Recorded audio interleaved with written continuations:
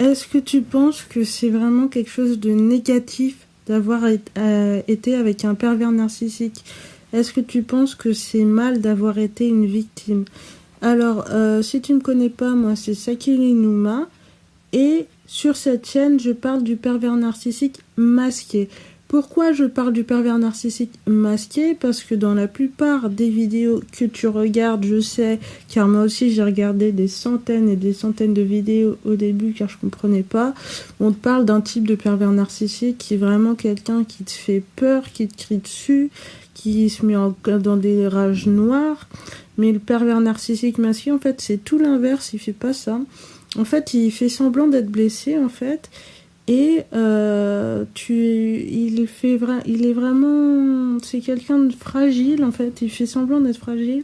T'as envie de l'aider, tu te rends compte qu'il est misérable et que tu penses qu'il a besoin d'aide.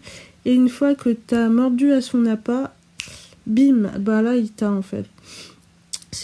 Moi j'ai l'image en fait tu vois dans certains films en fait. Moi j'ai l'image d'un agneau en fait qui a une patte blessée et dès que tu t'approches il se transforme en monstre en fait, il se transforme en loup en fait et c'est plus du tout un agneau et tu prends peur en fait, c'était une illusion en fait.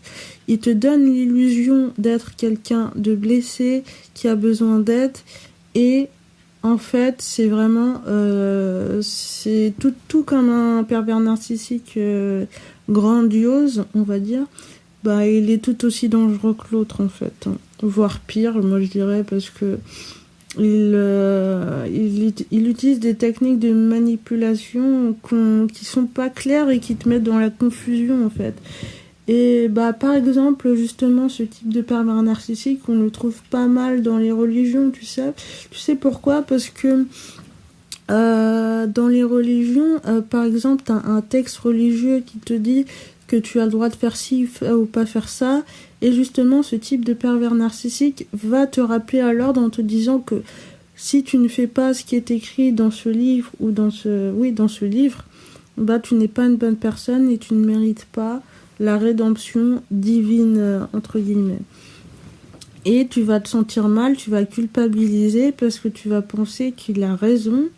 Et tu vas pas essayer de te remettre en question ou essayer de penser par toi-même. Et dans ta tête, ça va être confus, en fait. Tu te sens vraiment dans un sorte de brouillard et dans un sorte de flou mental total, en fait. Tu t'es perturbé.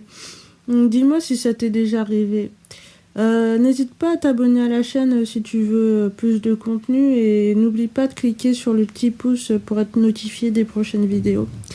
Voilà.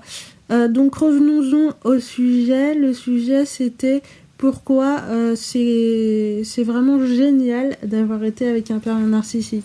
Alors tout d'abord parce que ça t'a permis de développer ta résilience, le fait de pouvoir résister à pas mal d'épreuves, d'être vraiment fort face à l'épreuve.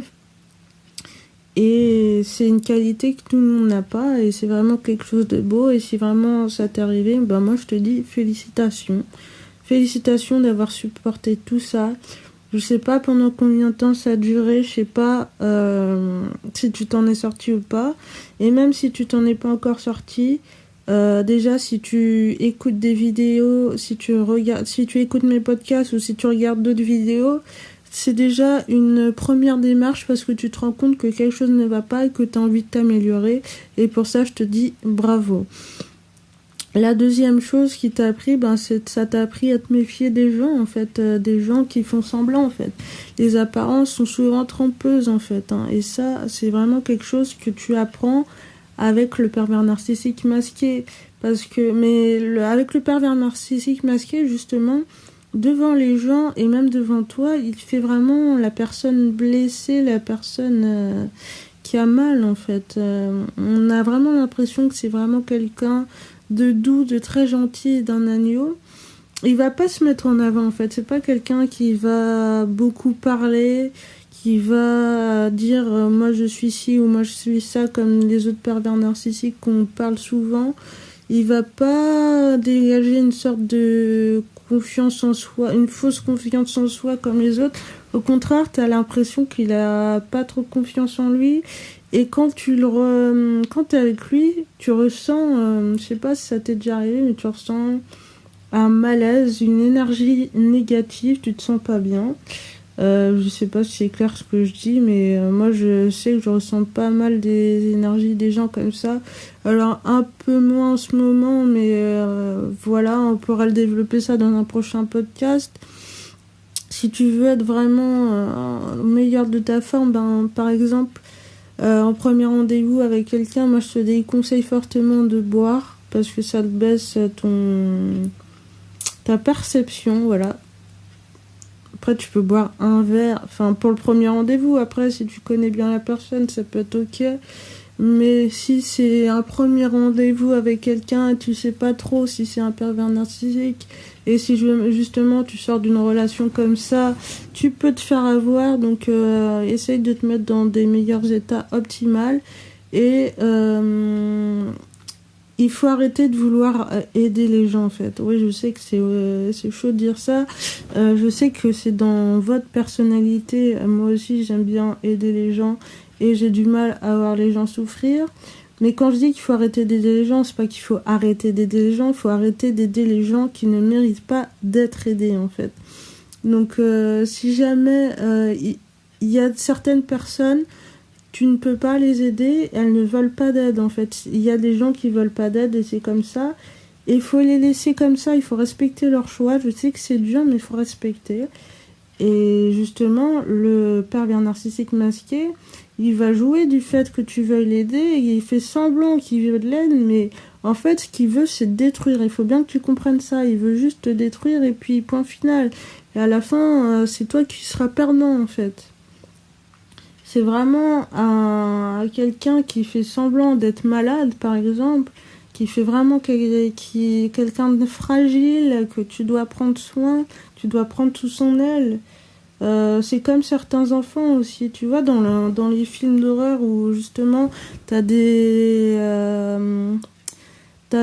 enfants et tout qui sont possédés par le diable et tout. Ben c'est un peu ça le pervers narcissique masqué, il fait semblant d'être tout gentil, d'être un ange. Mais au fond, il vous a eu en fait. Donc faites très très très attention. Et je pense qu'il faut arrêter de se positionner en tant que victime, hein, même si c'est tout à fait le cas, on a été victime de perversion narcissique.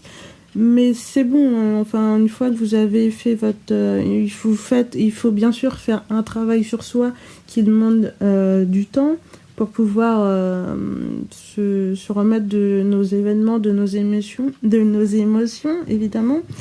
Mais au bout d'un moment, il faut passer à autre chose, vous voyez. Et si, bah justement, faites attention. Voilà, je pense que je vais m'arrêter là et je pense que on va essayer de développer le pervers narcissique religieux parce que c'est vraiment un sujet que je vois pas trop. Et pourtant, il y en a plein, il y en a beaucoup. Hein. Et même, bah, justement, dans les sectes et tout, vous avez même pas idée du nombre de gens, de pervers narcissiques qu'il y a. Enfin, vous en doutez bien, puisque c'est vraiment une organisation qui est basée sur la manipulation, et encore plus la manipulation de masse. C'est vraiment triste. Et c'est quelque chose dont j'ai beaucoup souffert, on en parlera peut-être. Mais si vous voulez en savoir plus, n'hésitez pas. Si vous voulez savoir si vous avez été victime d'un pervers narcissique masqué, il y a un questionnaire dans la description. Vous pouvez le remplir et justement vous saurez si vous avez été victime ou pas.